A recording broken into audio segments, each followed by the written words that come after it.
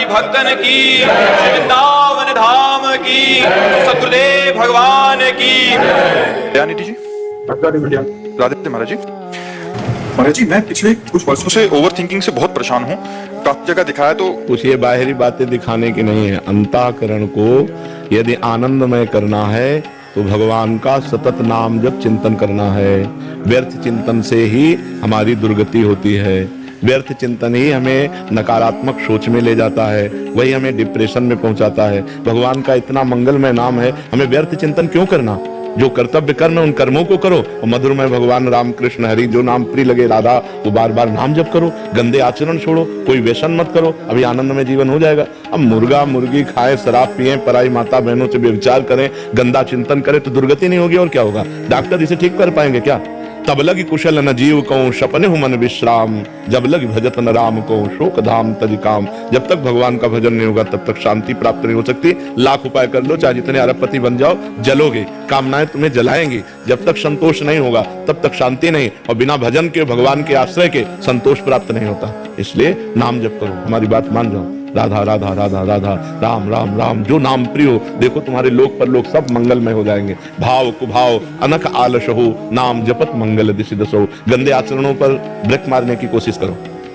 गंदे आचरण जो हैं वो हमको पतित कर देते हैं। नाम जप करो, आचरण पवित्र रखो, विचार पवित्र हो जाएंगे, अभी आनंद आ जाएगा। बड़े से बड़े दुख में भी सकारात्मक भाव आ जाए तो आप सुखी हो जाएंगे। सकारात्मक भाव ही साधना से प्राप्त होता है और किसी बात से नहीं।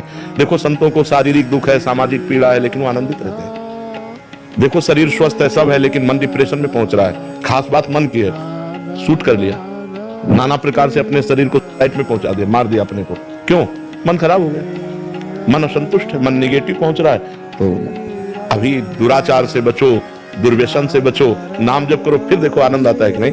आप बिल्कुल दसों दिशाएं आनंदमय हो जाएंगे, दसों दिशाएं आनंदमय हो जाएंगी। तो आप विचार करो, बताइए आप।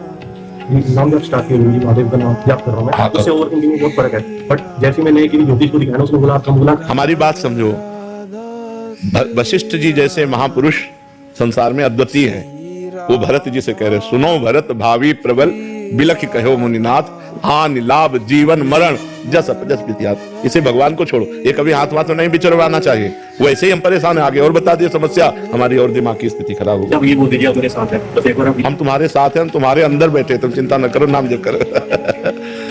नाम जप करो। हाँ कार्तिकेय जी, राधे राधे महाराज जी। महाराज जी, कभी कभी कोई अपराध हो जाने पर ऐसा लगता है कि मानो बहुत जलन हो रही है। फिर महाराज जी हम बहुत प्रयास करते हैं, प्रार्थनाएं करते हैं, तो महाराज जी फिर ऐसा कब समझें कि महाराज जी गुरुदेव ने माफ कर दिया है? जब जलन समाप्त हो जाए, भजन प्रारंभ हो जाए। महाराज जी आपसे सुना था कि अगर हमारा कोई अपराध होता है तो पहले क्योंकि हम शरणागत हैं तो हम स्वर्ग जाते हैं, मतलब बहुत नहीं, वो अलग चीज है। तुम इसे अपराध से क्यों जोड़ रहे हैं? वो भ्रष्ट योगी की बात है, जो भगवान के लिए प्रयास किया और किसी वासना के वशीभूत होकर के वो भगवत प्राप्ति नहीं कर पाया, तो अब वो नष्ट भ्रष्ट नहीं होगा, क्योंकि उसने साधना की है, उसने भगवान का भजन किया है, तो वो स्वर्ग लोक जाएगा। पुण्य लोकों में जिस भोग की लालसा से वो भ्रष्ट हुआ है, उस भोग की बहुतायत उसको होगी। फिर पुण्यवान श्रीवान कुलवानों के यहाँ जन्म होगा और फिर उसे भक्ति का जो जहां से उसकी भक्ति रुकी थी उसका प्रादुर्भाव होगा और वो भजन करके उस शरीर पूरा करते करते भगवत प्राप्ति कर लेगा। महाराज जी हमें स्वर्ग नहीं जाना आपके, नहीं तो अभी इतना भजन कहाँ के स्वर्ग लायक पहुंच।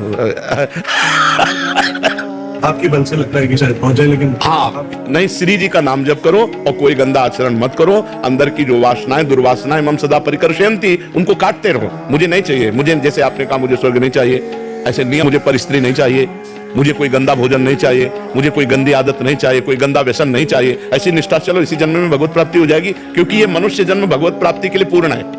इसमें किसी के सहयोग या कृपा की जरूरत नहीं, बस हम निरंतर नाम जप करें, सब ठीक हो जाएगा, सब ठीक हो जाएगा। हम ये खोल के आपसे कहते हैं, कलयुग में केवल नाम से सिद्धि होगी, केवल नाम से, केवल नाम से। कलयुग में केवल नाम से भगवत प्राप्ति होगी।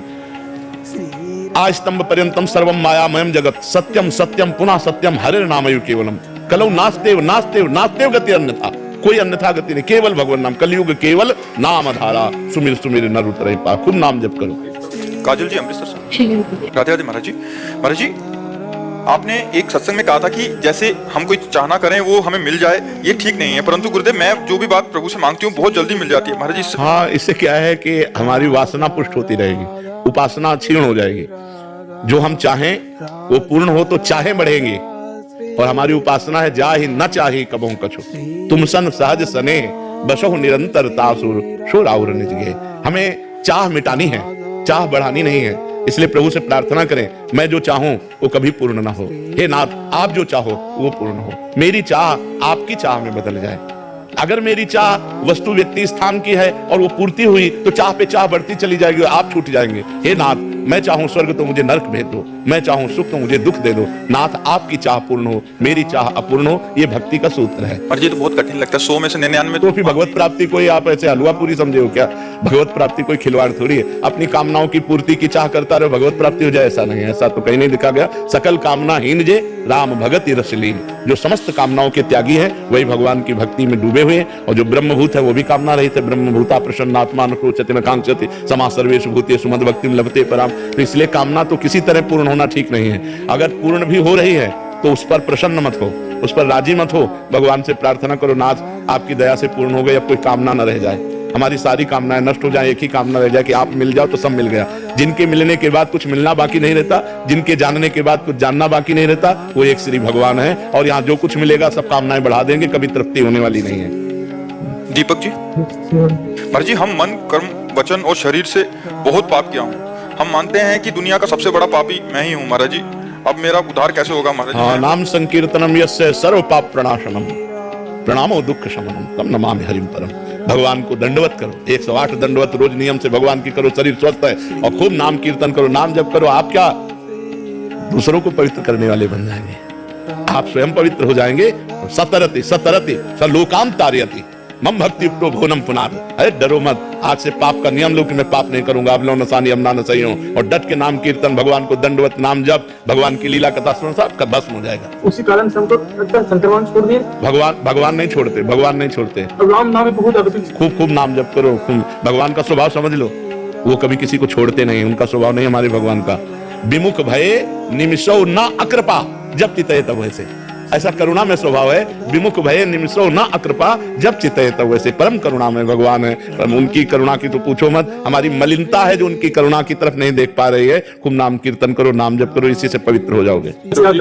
तो हम साधु संत के संग किए और हम कभी के भोजन भी नहीं, कुछ रहने कारण नहीं दे पाए। कोई बात नहीं, कोई बात नहीं। वहाँ की चरण और वहाँ दोना पत्तल जो पड़े उनको फेंक दो, पोछा लगा दो, झाड़ू लगा दो। संत के आश्रम में यदि प्रसाद पावे तो अर्थव्यवस्था कुछ कर दे, अगर अर्थव्यवस्था नहीं है तो शरीर से सेवा करे। पूरे आश्रम में झाड़ू लगा दे, पूरी से कुछ ऐसी सेवा कर दे, वहाँ की नाली साफ कर दे, कुछ ऐसा कर दे तो वो ठीक रहता है। संतों के यहाँ अगर हम भिक्षा ग्रहण करें, भोजन ग्रहण करें तो हमें 2 प्रकार से, या तन से या धन से हमें सेवा करनी चाहिए। ऐसे खा के मुंह पोछ के नहीं चल देना चाहिए, सुकृत नष्ट हो जाएंगे। साधु महात्मा का अन्न ऐसे नहीं होता, वो बहुत दान पुण्य का होता है और वो सब भगवत स्वरूप होता है। तो वहाँ सेवा करनी जरूरी, नहीं तो बुद्धि भ्रष्ट हो जाएगी। जो संतों के आश्रम में रहते सेवा नहीं करते उनकी बुद्धि भ्रष्ट हो जाती है। सेवा अत्यंत अनिवार्य है, चाहे जैसी सेवा मिले, भले वो नाली साफ करने की हो, भले वो कोई सेवा हो। हम तो कहते धन्य है वो जो संतों के यहाँ की नाली बाथरूम साफ करते हैं, धन्य है उनका जीवन, परम पवित्र हो जाएंगे। और संतों के प्रति भाव तो बन जाए केवल कि हम उनके सेवक हैं, फिर खाओ पियो कोई परेशानी नहीं है। और यदि ऐसा भाव ना बने तो फिर धन देना चाहिए। 100 का पावे तो 200 रुपया ठाकुर जी के चरणों में रख के चलावे, तब तो बात बन जाएगी। दीपक जी, जबलपुर से।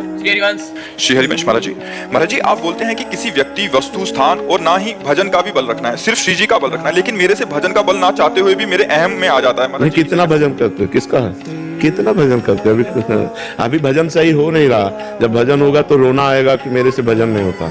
रात दिन भजन करने पर भी आज तक हमको गुरु कृपा से भरपेट भजन करने को नहीं मिला। ऐसा लगता है कि यार अभी वो भजन नहीं हुआ जो होना चाहिए, जो हर समय एकदम